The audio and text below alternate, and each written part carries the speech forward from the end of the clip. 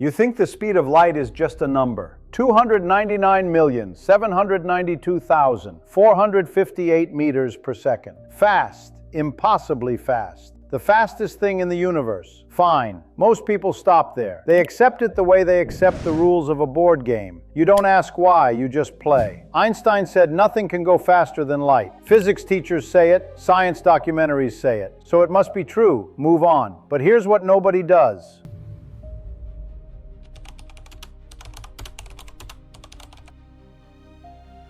Nobody actually answers the question underneath the question. Why? What is physically stopping you? What happens if you just keep accelerating? You have a rocket, you have fuel, you keep pushing. What hits you? What's the wall made of? Most people, if you press them, will say something like, you'd need infinite energy and feel satisfied. But that's not an answer either. That's just describing the symptom. It's like saying you can't run through a building because it hurts too much. Sure, but why does it hurt? What's actually there? Here's the truth. The speed of light is not a speed limit the way a highway has a speed limit. There's no cosmic police officer, no arbitrary rule someone decided on. The reason nothing can go faster than light is far stranger than that, far more unsettling. It has to do with what space and time actually are. And once you understand it, once you really see it, the universe stops looking like the place you thought you lived in. Most people never get there because they accept the comfortable non-answer. Einstein said so. It's a law of physics. That's just how it is. And they move on. But that's not understanding. That's memorizing. There's a difference. Understanding means you can see why it has to be true, why it couldn't be any other way, why a universe without this limit wouldn't even make sense. That's what we're going to get to. But first, you need to understand how we even found this number in the first place. Because the story of how humans discovered the speed of light is one of the most beautiful things science has ever done, and almost nobody knows it. Start with something simple, something everyone knows. Things fall. Drop a ball, it falls down. Drop a rock, same thing. Galileo measured it precisely. In the first second, everything falls 16 feet. Doesn't matter what you drop. Heavy, light, big, small. 16 feet. 1 second. That's the universe being consistent. Now look up at the moon. It's not falling. It's just sitting there, going around the Earth in a circle. Except, is it?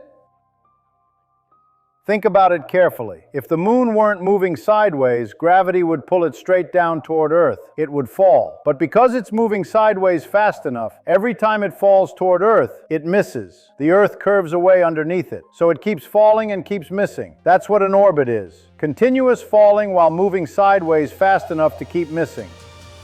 Newton saw this and asked one question. What if gravity follows an inverse square law? Double the distance, gravity gets 4 times weaker. The moon is 60 times farther from Earth's center than we are. So gravity there should be 60 squared, 3,600 times weaker. On Earth, things fall 16 feet in a second. Divide that by 3,600. The moon should fall toward Earth by exactly that much every second. Newton calculated it. It matched perfectly. 2 completely unrelated measurements, how fast things fall here and how far away the moon is, suddenly connected by one law. Then Newton's law got tested harder. Astronomers watched Jupiter's moons. Careful observations over years, and something was wrong. The moons were sometimes 8 minutes ahead of schedule, sometimes 8 minutes behind. A huge discrepancy. Something didn't fit. Most people would have panicked, thrown out the law. But a Danish astronomer named Rømer did something remarkable. He trusted Newton. He said, what if the law is right and something else is off? He noticed the moons ran ahead when Jupiter was close to Earth and behind when Jupiter was far away. And then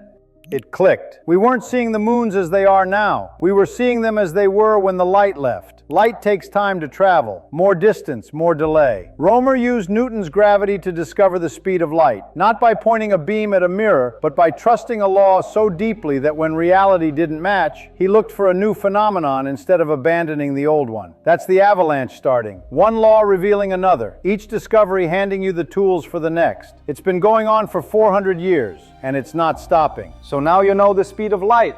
Rømer found it. Others measured it more precisely. 299,792,458 meters per second. Great. You write it down, you move on. Except then you notice something. Something that should stop you cold. Light always travels at that speed. Always. Not almost always. Not usually. Always.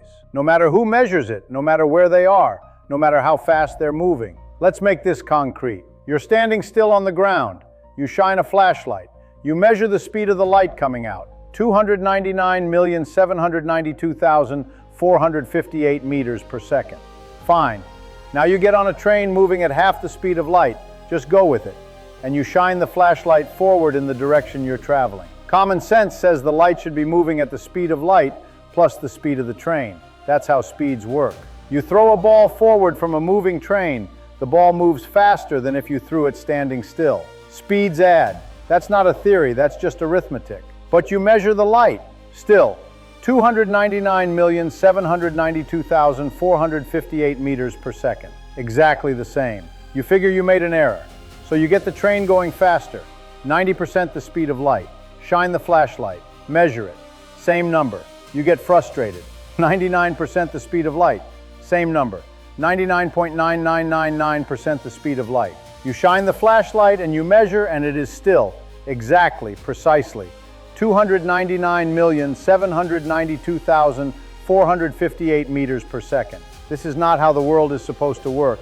Speeds add. Everything you've ever experienced confirms this. If you're on a train going 50 miles per hour and you walk forward at 3 miles per hour, you're moving at 53 miles per hour relative to the ground. That's not a theory. That's Tuesday. But light refuses. Light doesn't care how fast you're moving. Light doesn't add your speed to its speed. It just stays the same. For everyone. Always. Sit with that for a second. Don't move past it. Don't accept it as a fact and file it away. Actually feel how wrong it is. Because if you don't feel how wrong it is, you won't understand why Einstein's answer is so extraordinary. Something is broken here. The universe is doing something it has absolutely no right to do. And the explanation for why it does it is going to require you to throw out two things you have believed your entire life without ever questioning them. Your understanding of time and your understanding of space. Here's what Einstein understood that nobody before him could accept. Time is not fixed. Space is not fixed. They're not the solid, unchanging backdrop you move through. They're flexible. They bend, they stretch, they compress. And they do this actively, precisely, exactly, to make sure the speed of light comes out the same for everyone who measures it. When you move faster, time slows down for you. Not metaphorically, not from someone else's perspective as an optical trick. Your clock actually ticks slower. The atoms in your body actually vibrate more slowly. You actually age more slowly. The faster you move through space, the slower you move through time. And the space in front of you compresses. Distances contract in the direction you're moving. The universe is physically squeezing the geometry around you as you accelerate. This sounds insane. It is insane. But here's why it has to be true. Think about what it would mean if the speed of light were different for different observers. You're moving fast, you shine a light, the light moves at a different speed than it does for someone standing still. That means you and the standing person disagree about basic facts of the universe, not just measurements, facts. Cause and effect would come apart. Events that happen in one order for you would happen in a different order for someone else. The universe would be incoherent. Physics itself would fall apart, depending on who was looking. The universe would be incoherent depending on who was looking. But physics was the universe doesn't allow it. Instead, it trades. You want to move faster through space? Fine. But you pay for it with time. The universe takes time away from you, slows your clock by exactly the right amount so that when you measure light, you still get the same number. It's not a coincidence. It's not an approximation. It's exact. The bending of time and the compression of space are precisely calibrated to protect one thing: the constancy of light speed. And that one thing isn't really about light at all. Light just happens to travel at this speed because it has no mass. The speed itself is a property of space-time, the maximum rate at which anything, any force, any signal, any cause can reach its effect. The universe has a speed limit not because of light, but because of the shape of reality itself. Light just shows you where the ceiling is. So let's say you decide to try anyway. You build the best rocket ever made, unlimited fuel, Perfect engine. You point it in one direction and you burn. You accelerate, you get faster. At first, everything feels normal. But as you approach the speed of light, something starts happening that nobody warned you about. It gets harder. Not because your engine is losing power, not because you're running low on fuel. The engine is doing exactly what it always did, but you're not accelerating the way you used to. The same push that used to speed you up by a lot is now speeding you up by a little. And the faster you go, the worse it gets. You're pushing just as hard and moving almost no faster at all. This is relativistic mass increase. As you move faster, your inertia grows. It takes more and more force to produce less and less acceleration. At 90% the speed of light, you're already dramatically harder to push than you were at rest. At 99%, harder still. At 99.9999%, you are almost impossible to accelerate further. The energy required to push you that last fraction of a percent is staggering. And to actually reach the speed of light, to close that final gap, you would need infinite energy. Not a lot of energy. Infinite energy, which means it cannot happen. Not with better technology, not with a bigger engine. The universe isn't making this difficult. The universe is making it impossible. But here's the deeper reason, and this one is stranger. You are always moving through space-time at a fixed total speed. Always. Right now, sitting still, you are moving through time at maximum speed. 1 second per second, straight into the future. That's your full space-time speed, all of it pointed through time. Now start moving through space. You divert some of that motion away from time. You're still moving at the same total speed through space-time, but now it's split. Some through space, some through time. The faster you move through space, the less motion you have left for time. Your clock slows. You age slower. And at the speed of light, all of your motion would be through space.